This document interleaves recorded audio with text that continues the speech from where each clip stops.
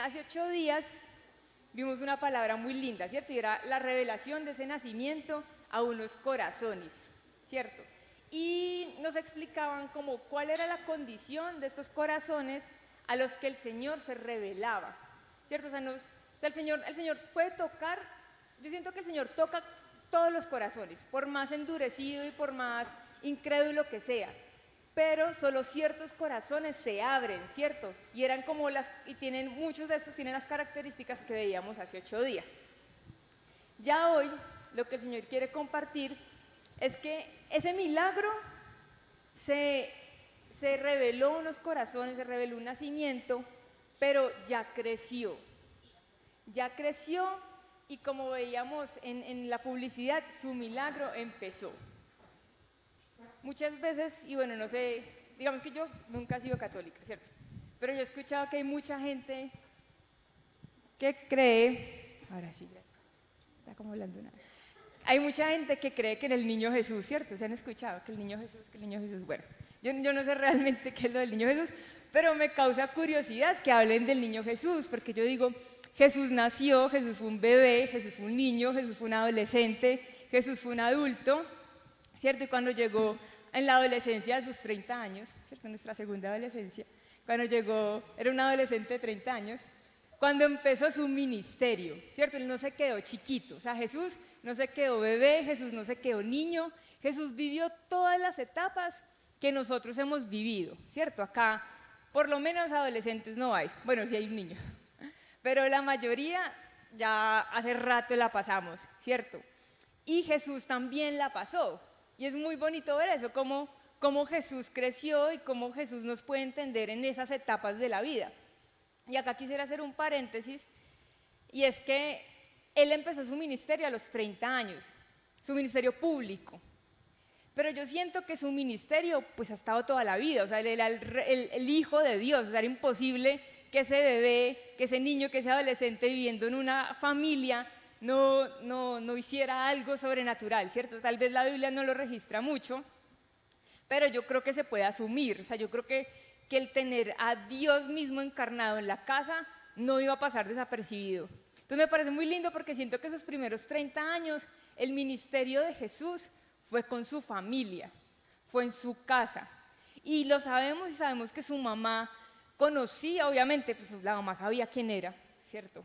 Porque había recibido la promesa, pero conocía el poder también y lo había mostrado, porque miren cuando estaban en las bodas de Caná, que la mamá le pide a Jesús que haga algo, ¿cierto? Y ella no se aterra del milagro que él hizo, ella no, ay, miraste cómo convirtió el agua en vino, ¿cierto? Ya no se sorprendió, ella sabía que él tenía poder, o sea, yo creo que muchas veces pues lo pudo haber hecho en la casa, ¿cierto? Pues uno asume, ¿cierto? Que Jesús se acabaron las lentejas y tal vez él hacía aparecer las lentejas, bueno, no sé, esto tal vez me lo estoy inventando, pero yo creo que ellos tuvieron que haber visto cosas muy poderosas de Jesús como niño, como adolescente, en su casa, ¿listo? Entonces este era un paréntesis que me parece muy lindo cómo Jesús sus primeros 30 años vivió ese ministerio con su familia, ¿cierto? Con su papá, con su mamá y con sus hermanos. Bueno, entonces Jesús inicia su ministerio a la edad de 30 años. Vamos a mirar en Mateo 4:23, ¿qué nos dice?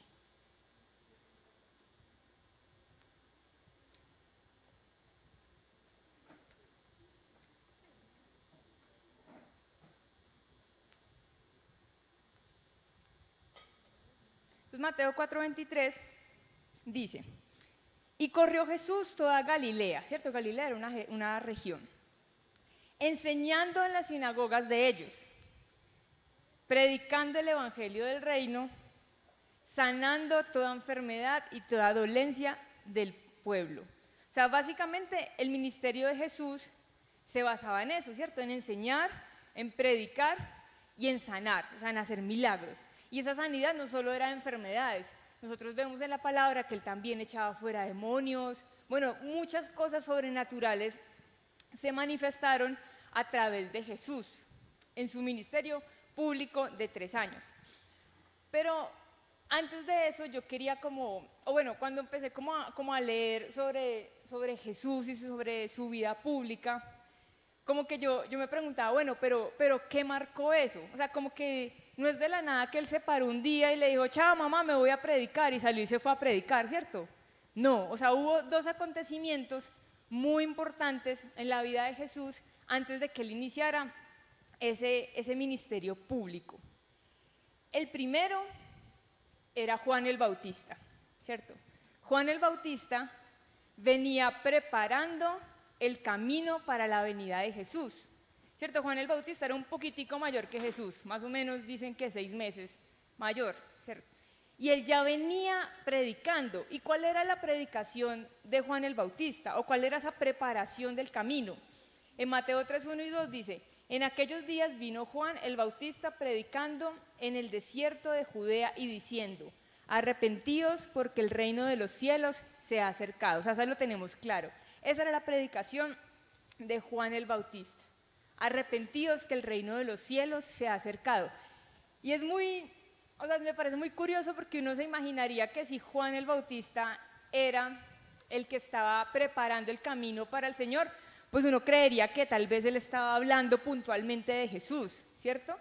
Como, no sé, como algo puntual, como dando ese preámbulo puntual de Jesús y diciendo cosas de Jesús. Pero en la mayoría de las cosas en la Biblia se habla de que él llamaba y hacía un llamado al arrepentimiento. Y esa era la preparación del camino para que Jesús iniciara su ministerio público. Y un segundo punto, antes de esto que sucedió, fue el bautismo de Jesús, ¿cierto? Jesús fue bautizado en el río Jordán y fue bautizado por Juan, que era un medio primo de él. Y yo quiero que nosotros, o sea, nosotros estamos estudiando el ministerio de Jesús, pero también quiero que pensemos y que entendamos que este llamado que tenía Jesús no solo fue para Jesús. O sea, cuando estemos hablando de Jesús, tenemos que entender que ese llamado, eso que Él vino a hacer sobre la tierra, es lo mismo que Él nos ha mandado a hacer a nosotros.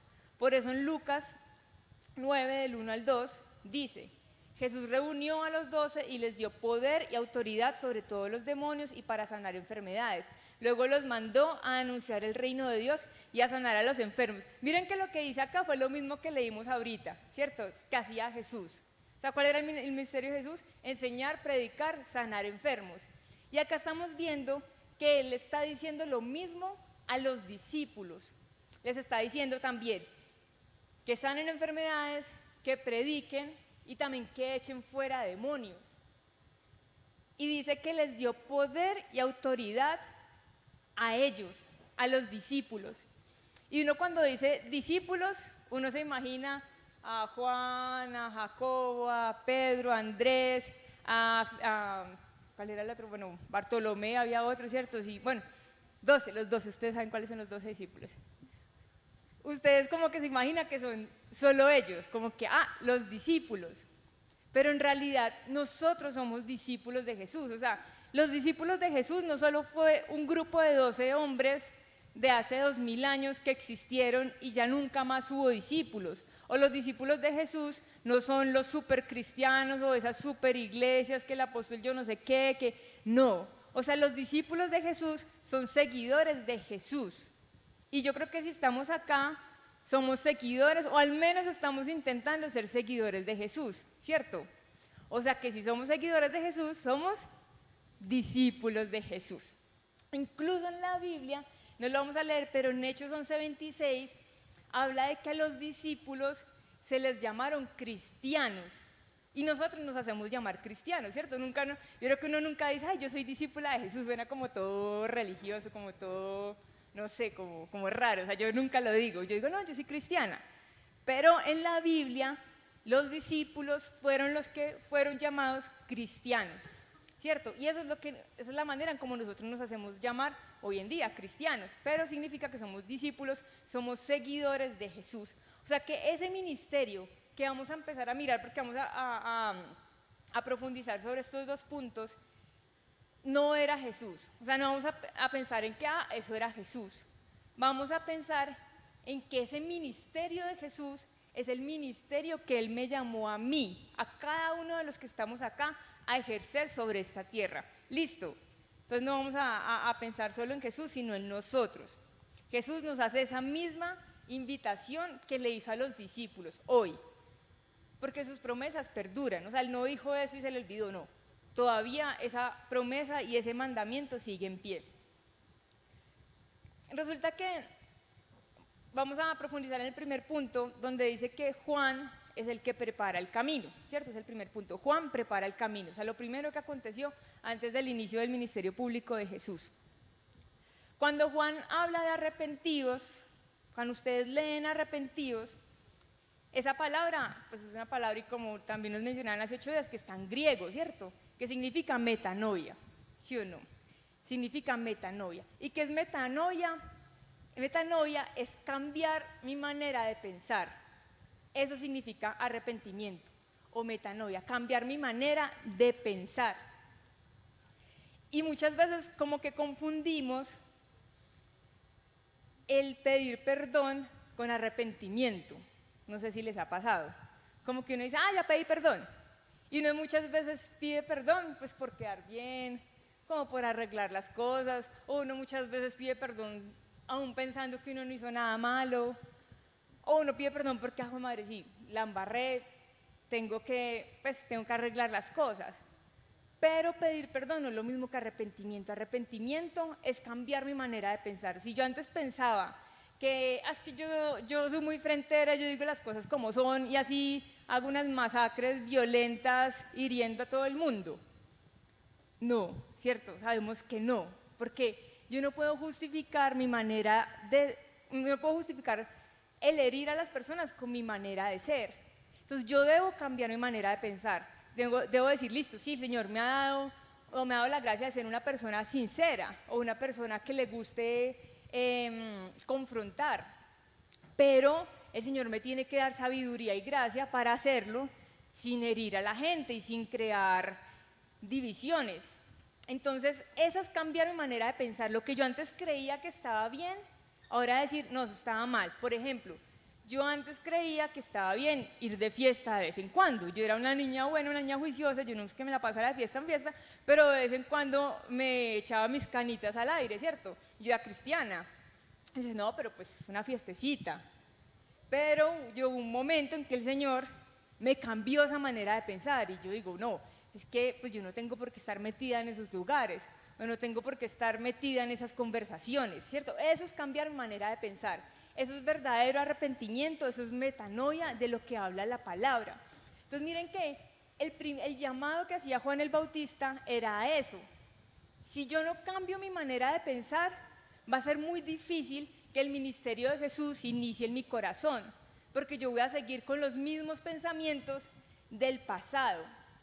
Y nuestros pensamientos, como dice, hay una versión que me encanta de Proverbios 4:23, que en la palabra de Dios para todos, dice que cuida tus pensamientos porque ellos controlan tu vida. Entonces es muy importante empezar por eso. Bueno, si yo quiero un camino con Jesús, yo tengo que cambiar mi manera de pensar.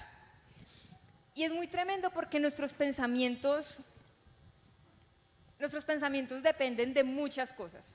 Nuestra manera de pensar depende de muchas cosas. Depende de nuestro entorno, depende de la familia en la que crecimos, depende de las heridas que tenemos, de las cosas que hemos vivido, y muchas de esas cosas no fueron nuestra culpa. O sea, por ejemplo, si yo nací, por poner un ejemplo, yo nací en un hogar con un papá que me abandonó. ¿Yo tuve la culpa de que mi papá me abandonara? No, ¿cierto? Pero tal vez eso que sucedió me hizo crecer con una herida de abandono.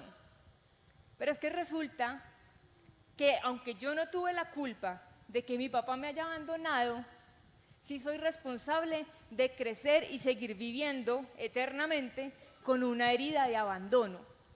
Y todo lo que me digan lo voy a relacionar con abandono.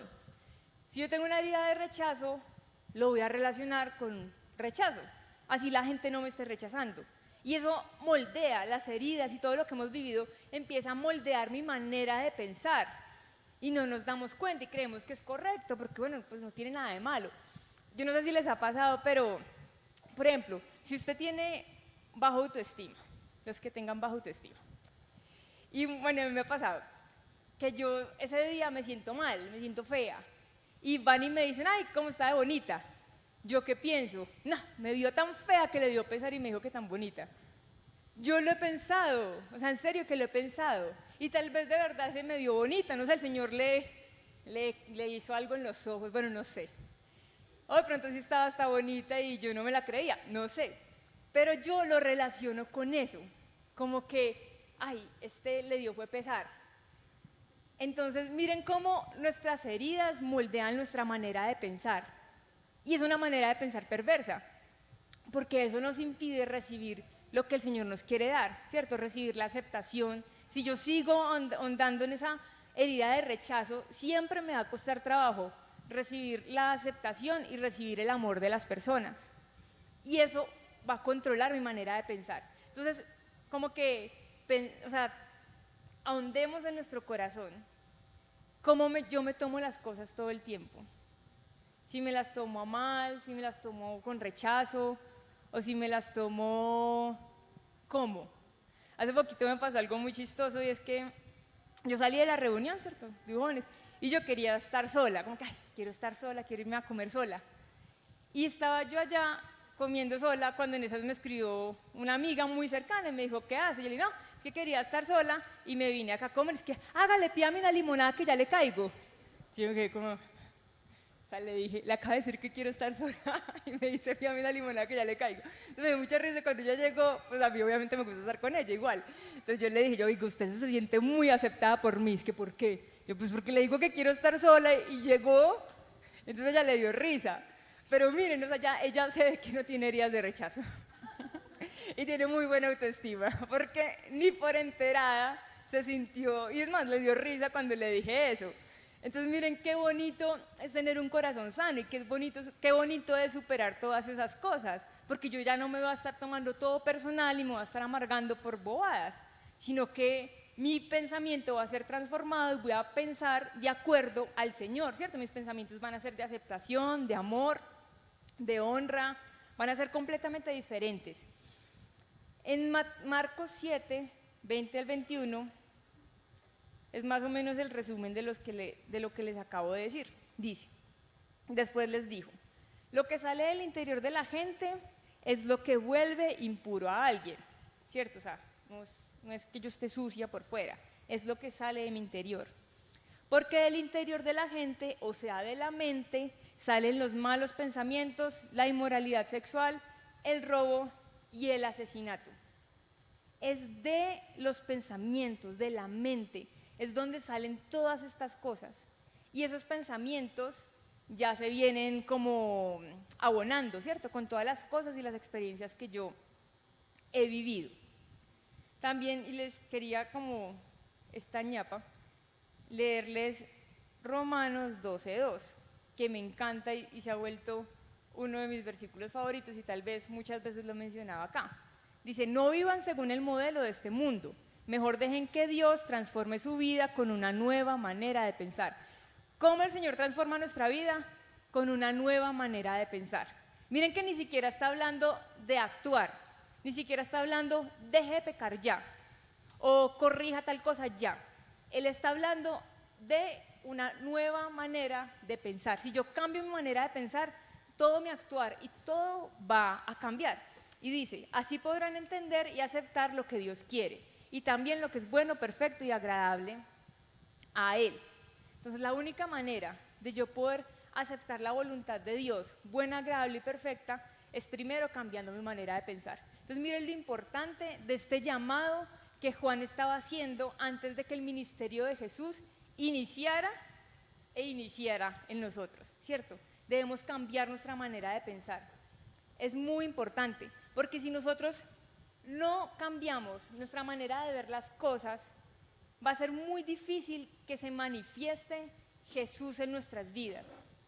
Va a ser muy difícil, porque yo voy a estar todo el tiempo cerrada en mis pensamientos, en lo que yo creo que es verdadero, y no va a haber cabida para que Jesús pueda actuar en mi vida. Y claramente nosotros somos muy diferentes a Jesús, ¿cierto? En muchas cosas. Y su objetivo es que nos parezcamos a Él. A mí me parece también muy, muy tremendo porque Jesús sufre rechazo.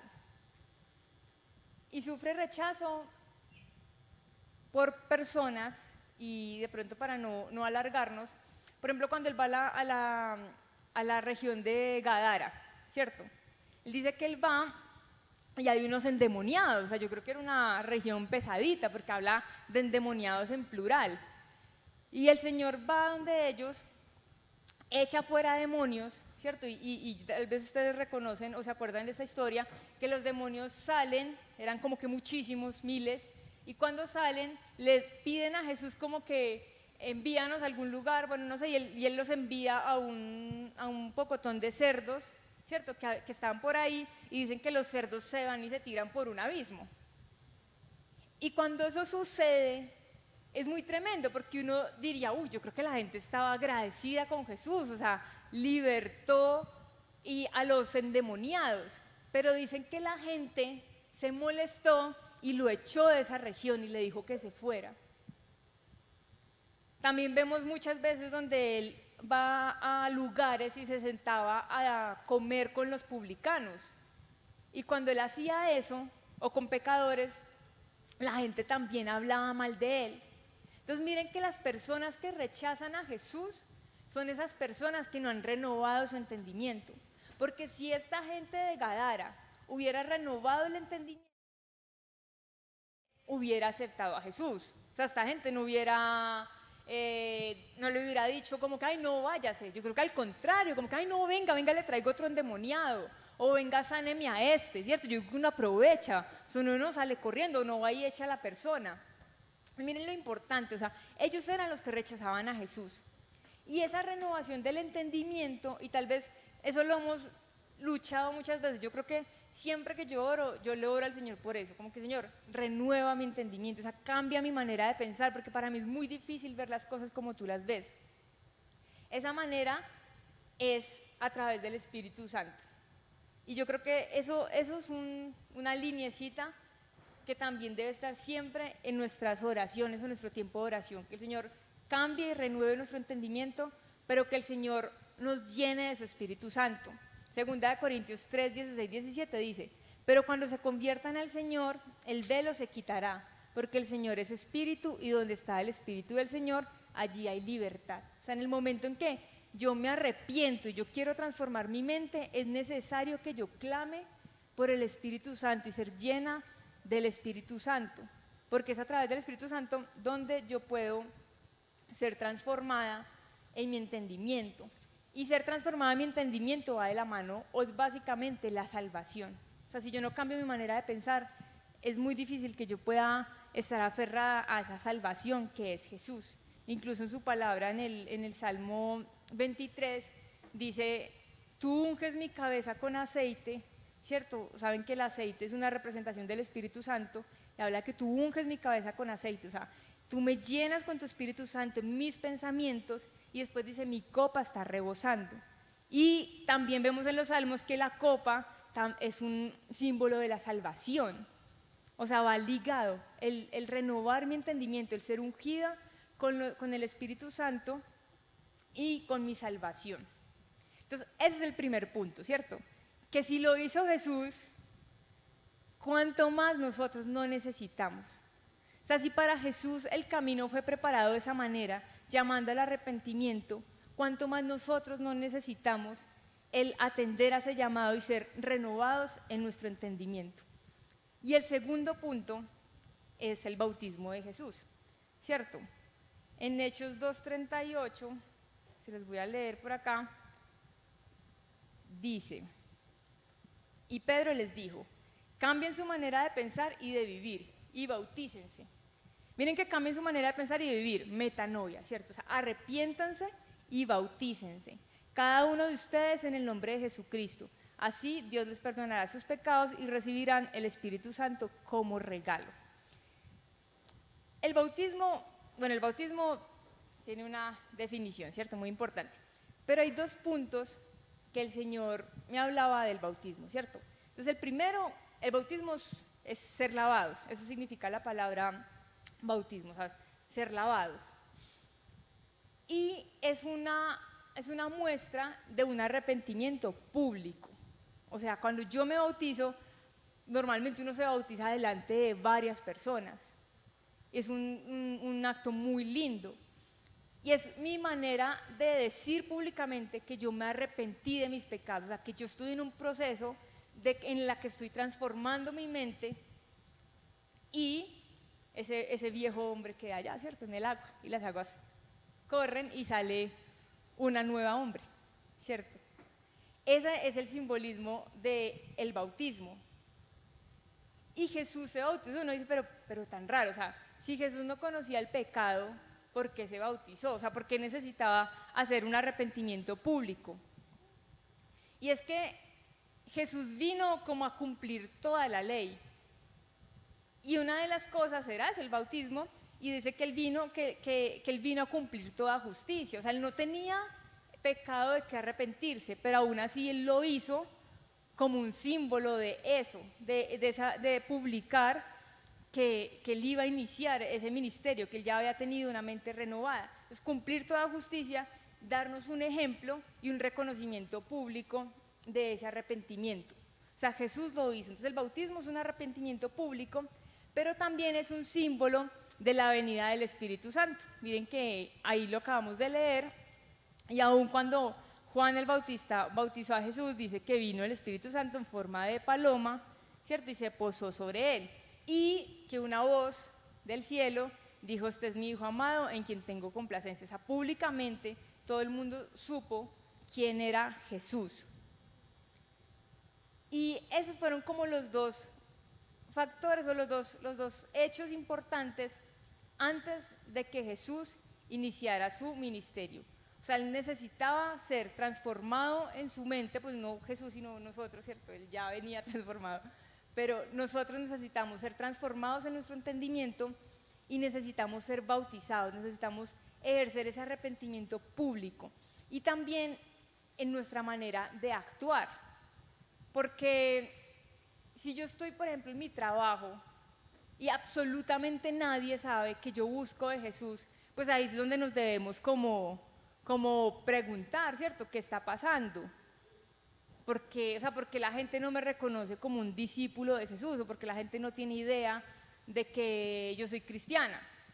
Y con esto no es que pues, nos la pasemos predicando, o sea, sería ideal.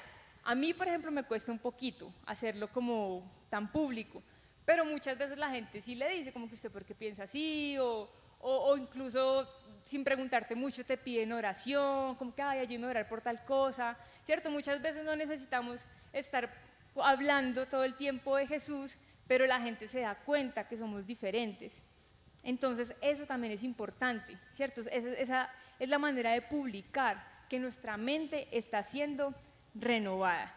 Entonces, después de estas cosas que hemos visto, yo les hago una pregunta. ¿Crees que estás preparado para la manifestación del ministerio de Jesús en tu vida? ¿Cómo estamos ahí? Uno se queda pensando, ¿cierto?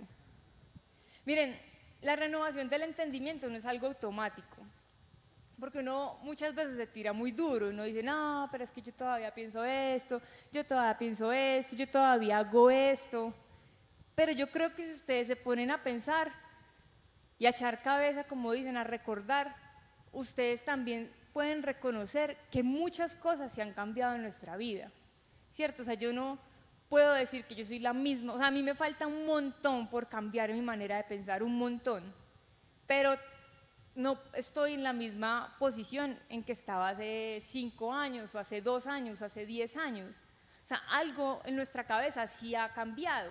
Entonces no es como, este tipo de cosas, de palabras, no es como para sentirnos culpables, ¿cierto? No es para sentirnos mal. Es que si sabemos y hay cosas en las que el Señor ya nos ha hecho conscientes de que debemos cambiar, bueno, como dicen, ponernos las pilas, ¿cierto? Como, bueno, Señor, hay esto que me cuesta, o sea, me cuesta entender esto porque es así, o porque sucedió esto, o porque pasó esto, Señor, no me cabe en la cabeza, pero ayúdame a entenderlo. O sea, también es mostrar intención y es mostrar disposición para que el Señor pueda venir. Yo creo que es lo único que Él está buscando. O sea, Él no está como esperando una cosa así extraordinaria de nosotros, porque Él conoce nuestra condición. Es mostrar esa disposición que tenemos. Y cuando eso pasa, miren, esas de las cualidades, no sé si llamarlo así, que a mí más me gustan del Señor. Cómo Él cambia mi manera de pensar, aún mi manera de ver las cosas. Situaciones que en algún momento me dolían y me incomodaban y le lloré al Señor, horrible, y el Señor me decía y me daba esta palabra: yo soy el Dios que cambia tu maldición en bendición. O sea, la situación no cambiaba, la situación seguía igual, pero como que de un momento a otro el velo se me quitaba de los ojos y yo empezaba a ver la situación diferente. Y eso a mí me llenaba de tanta gratitud, aún más de que si hubiera cambiado la situación. O sea, cuando Él cambia mi manera de pensar y de ver la situación, eso me conmueve más el corazón, porque ahí es donde yo veo más tangible el milagro. O sea, muchas veces queremos ver el milagro que pase, o sea, que la sanidad pase, que la provisión llegue, que esta situación con esta persona cambie, pero cuando el Señor cambia mi manera de enfrentar la situación y de verla, y literal yo puedo ver materializado cómo Él es el Dios que cambia mi maldición en bendición, porque dice también después: porque el Señor tu Dios te ama. Eso es un milagro aún mayor y más poderoso, y que produce mayor gratitud en el corazón, mucha gratitud. Eso a mí es de las cosas que más me conmueve del corazón, de la manera en cómo Jesús actúa en una vida. Y muchas veces buscamos es solo como el cambio inmediato. Entonces yo creo que después de entender como estos dos puntos, hay algo más que debemos entender, y es entender cuál es o en qué consistía el ministerio de Jesús, ¿cierto? Ya sabemos cuál era, pero ¿por qué Jesús lo hacía? Yo no sé si ustedes en algún momento se han preguntado, yo sí lo he hecho, de por qué Jesús hacía milagros. No sé si se han preguntado eso. Porque uno muchas veces dice, claro, Jesús hacía milagros y entonces la gente lo buscaba por los milagros, no lo buscaba por quién era Él. Muchas veces lo pensamos. Y tal vez muchas veces así lo hemos buscado nosotros, ¿cierto? Como que para que Él venga a hacer el milagro, y no lo hemos buscado por lo que Él es. Pero algo que me hablaba, y era que el propósito de los milagros, porque igual antes de Jesús habían habido otros profetas y otros hombres de Dios que el Señor había manifestado milagros a través de ellos, ¿cierto? Veíamos a Elías, a Eliseo, o sea, muchas otras personas antes también habían manifestado sanidades, aún resucitar muertos. O sea, eso ya se había visto, solo que con Jesús como que era uno tras otro, uno tras otro, uno tras otro, y sabemos que no todos fueron escritos, o sea, hubo muchos más. Pero lo que el Señor me hablaba es que el propósito de los milagros era aliviar el sufrimiento humano y demostrar o revelar la realidad del reino de Dios en la tierra. Y eso es donde, y a mí esto me parece y me conmueve mucho, porque Jesús vino a traer salvación sobre esta tierra, pero Él también se conmovía por la necesidad del pueblo y por la necesidad de los hombres. O sea, Él pudo haber venido simplemente a anunciar salvación, y qué es lo que necesitamos, ¿cierto? O sea, a mí ¿de qué me sirve ser sana de una enfermedad si yo no soy salva? O sea, finalmente el día que me muera, pues no voy a estar con el Señor eternamente. Entonces el Señor no solo vino a traer salvación, que es lo más importante, ¿cierto?, sino que Él también se conmovió por la necesidad de las personas, y Él vino y trajo provisión, vino a alimentar miles de personas, sanó muchísima gente, echó fuera demonios. O sea, Él hizo muchas cosas también, porque se conmovía, ¿cierto?, del sufrimiento de las personas, y porque ese tipo de milagros hacen parte del reino de los cielos. Y que es un milagro, es un acontecimiento extraordinario que se produce por el poder de Dios. Esa es la definición, ¿cierto?, que uno busca ahí en Google. O es un acontecimiento que causa asombro o admiración. Son milagros, algo que viene de Él. No es un acto de magia, no es un truco, ¿cierto? Eso ya es otra cosa. Un milagro es ver la manifestación del poder de Dios sobre la tierra. ¿Y cómo es el reino de los cielos, o cómo es el reino de Dios sobre esta tierra? Yo no sé si también se lo han preguntado, ¿no? Porque muchas veces lo cantamos, ¿cierto? Muchas veces, por ejemplo, cuando cantamos que el reino, que tu reino venga, gracias. Y tu reino aquí, que tu reino aquí, ¿cierto? Y lo cantamos y lo cantamos. Pero yo no sé si alguna vez hemos dimensionado qué significa eso. Yo cuando cantaba que el reino de los cielos en la tierra, yo me imaginaba era como que vinieran ángeles, así como algo sobrenatural, o que ya fuera como la venida de Jesús. O sea, yo lo asociaba era con eso, como que ya la venida de Jesús, como que se manifestarán cosas del cielo, pero como seres, no tanto sino como seres que vinieran. Bueno, yo lo relacionaba con eso. Pero hace un año el Señor me dio una explicación de eso, una explicación de qué es lo que significa que el reino de los cielos esté en la tierra. Y, entre comillas, no tiene nada que ver con lo que yo me imaginaba o pensaba. El año pasado el Señor me permitió ir a una escuela, se llamaba Escuela de Avivamiento y Transformación, ¿cierto? Y en esa escuela pues había mucho el mover del Espíritu Santo y había mucha manifestación del Espíritu, y pues yo era ahí como un poquito como escéptica, ¿cierto? Así como cuando eso pasaba yo miraba como raro, como que medio me asustaba, yo, ay, ¿qué será todo esto que está pasando? Bueno, no sé, pero yo creo que eso sí era verdad. No, eso fue muy bonito porque ese día, yo recuerdo que se empezó como a impartir muchas cosas y yo sentía que se impartían como dones, como que dones se avivaban y se despertaban en las personas. Y cuando estábamos en ese momento, yo tuve, no sé si decir como una visión o una imagen o no sé cómo describirlo realmente. Pero lo que yo vi era que había una escalera que unía los cielos y la tierra, ¿cierto? Así como la visión que tuvo Jacob, ¿cierto? ¿Se acuerdan que Jacob, cuando luchó con el Señor, creo que fue en ese momento que vio una escalera y decía que subían y descendían ángeles? Cuando yo vi esa escalera, yo dije, la escalera de Jacob, ¿cierto? Pensé yo.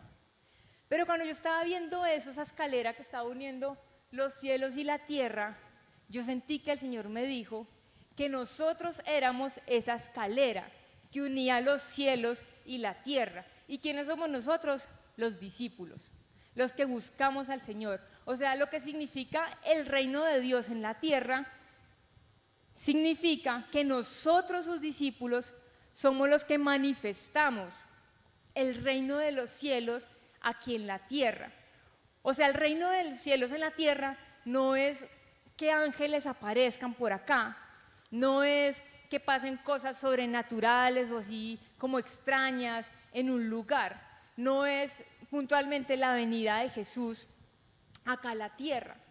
El Señor me mostraba que si nosotros queremos ver el reino de los cielos en la tierra, es a través de nuestras vidas, porque nosotros somos ese instrumento. O sea, ¿cómo más el Señor va a manifestar su poder? Y no porque Él se limite a nosotros, ¿cierto? No por eso.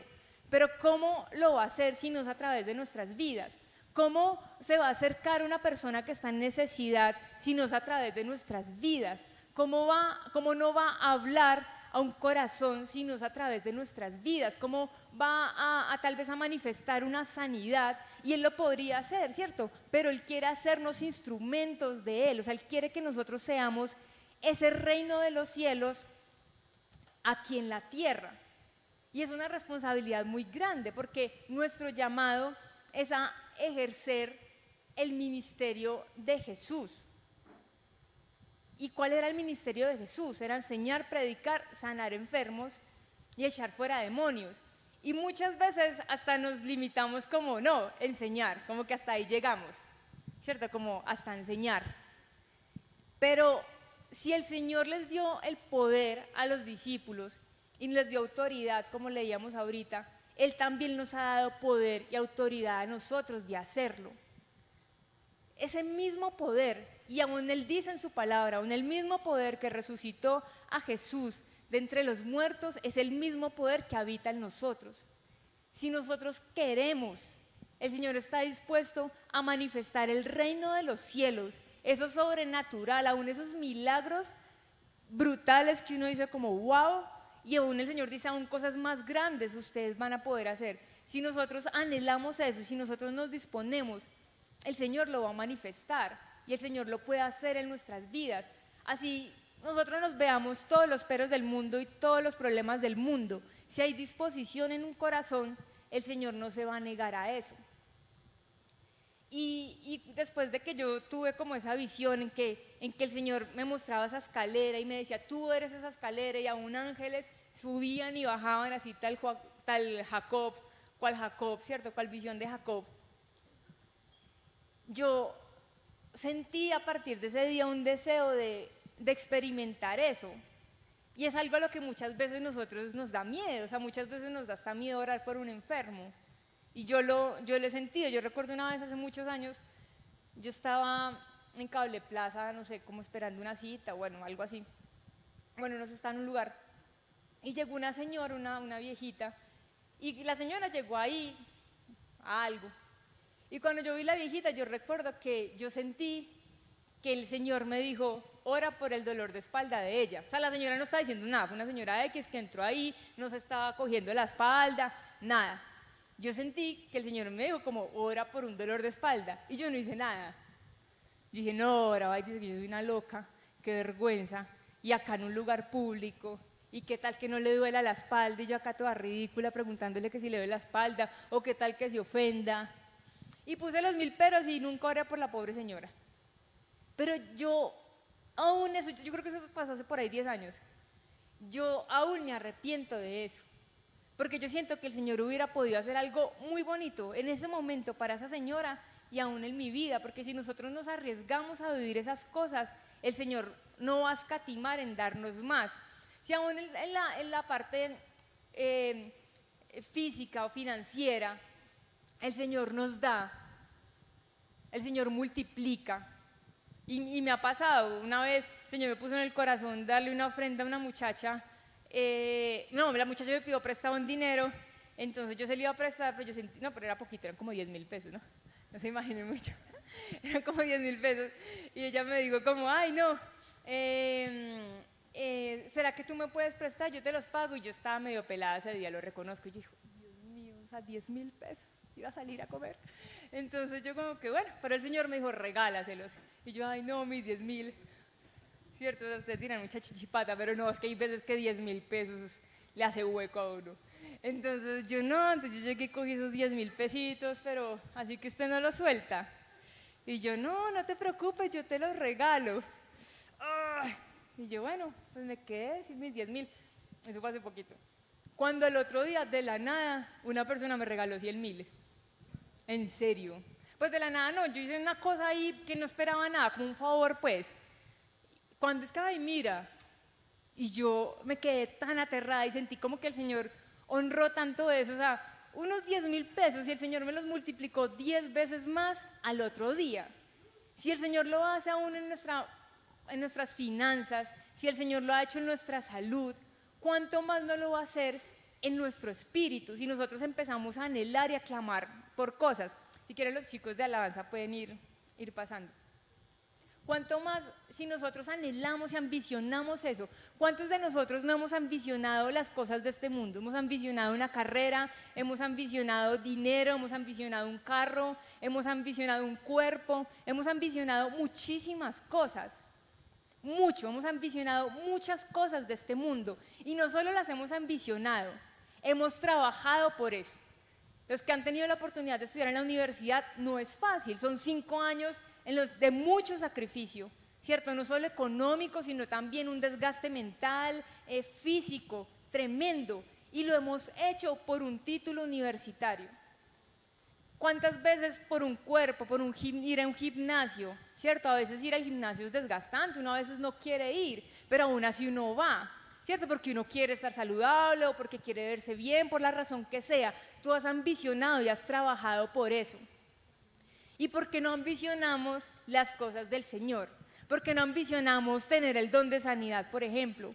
¿Por qué no ambicionamos manifestar cosas milagrosas del Señor en la tierra? Y yo a partir de ese momento empecé a orarle a Él por eso. Y yo oro por mis manos y yo le digo, Señor, yo quisiera que tú te manifestaras a través de mis manos para sanar personas. No sé si ya me lo dio, pero pues yo aprovecho cuando alguien se queja de un dolor, ya, y si quiere yo oro. Hay veces se han sanado, no crea. No crea que no, que en algunas ocasiones sí me han dicho como que, ay, mira, se me quitó. Otros no, otros como que se han empeorado.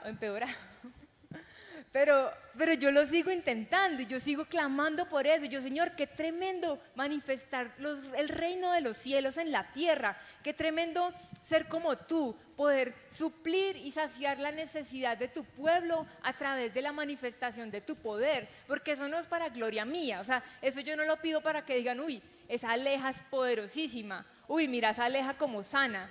Obviamente no lo hago por eso. Lo hago porque anhelo vivir esas cosas, anhelo vivir lo sobrenatural, anhelaría eso, también orar por un don de profecía, por un don de palabra de ciencia. Yo creo que, y yo antes nunca lo había hecho, yo pensaba que los dones como que tú, nacían con uno y si usted lo tenía bien y si no lo tenía de malas, o como yo nunca he hecho así nada como sobrenatural, yo no tengo ningún don. Y yo creo que no, yo siento que los dones también se pueden pedir porque son regalos. Los dones también se pueden pedir y si el Señor ve un corazón dispuesto y un corazón que está anhelando las cosas del Espíritu, Él va a manifestar eso. Entonces, si hemos ambicionado y nos hemos desgastado por tantas cosas de este mundo, ¿por qué no anhelamos y ambicionamos las cosas del Espíritu?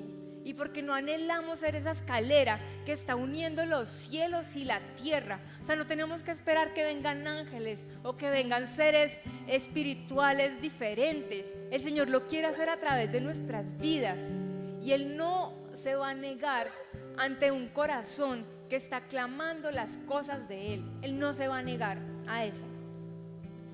En el Salmo 63:1 dice, Dios, Dios mío eres tú, de madrugada te buscaré. Mi alma tiene sed de ti y mi carne te anhela. O sea, qué tremendo decir, Señor, mi carne te anhela, porque uno siempre habla del Espíritu, ¿cierto? Uno dice como que, uy, Señor, mi espíritu tiene hambre de ti y mi carne tiene hambre de una hamburguesa. Pero qué rico decir, Señor, mi espíritu te anhela, pero mi carne también. O sea, ni siquiera una hamburguesa puede llenarme físicamente si tú no vienes y me sacias. Como sentir que aún mi cuerpo necesita buscar del Señor. Y dice, mi carne te anhela y en tierra seca donde no hay aguas. Tener sed es horrible, ¿cierto? Tener sed es horrible. Y Él lo compara con eso. Él compara que el anhelo por el Señor es como tener sed en una tierra seca, o sea, donde no hay, o sea, donde solo hay aridez, donde hay calor, ¿cierto? Uno siente que si uno no toma agua, como que se va a morir ahí literal, en un clima caliente. Y el Señor lo está comparando de esa manera. Y yo quisiera que en esta noche nosotros aprovecháramos de todo corazón clamar al Señor por esto. O sea, clamemos con todas las fuerzas de nuestro corazón y yo sé que Él no se va a resistir y venir a visitarnos y clamar por arrepentimiento, clamar por cambiar nuestra manera de pensar, clamemos por la llenura de su Espíritu Santo. Si nunca lo hemos hecho, no nos dé miedo, o sea, acá no va a pasar nada extraño, no se preocupe. Pidamos y clamemos de corazón por su Espíritu, clamemos por esas cosas del reino de los cielos, que no son solo enseñar y predicar, que es muy importante, obvio, pero es que Él también nos dio poder para hacer otras cosas. Él también nos dio poder para manifestar sus milagros y aún para ser instrumento y saciar la necesidad de su pueblo. Entonces yo los invito para que si se quieren poner en pie, si no se quieren poner en pie no hay problema, pero clamemos al Señor por eso de todo corazón. Tengamos un tiempito en donde el Señor pueda manifestar su poder, en donde pueda venir a traer sanidad, aun si no hemos tenido un buen día. Yo hoy no tuve un muy buen día, que digamos, realmente estaba un poquito afectada emocionalmente, pero aún así el Señor es bueno y Él no viene acá con culpas, Él no viene acá a juzgarnos.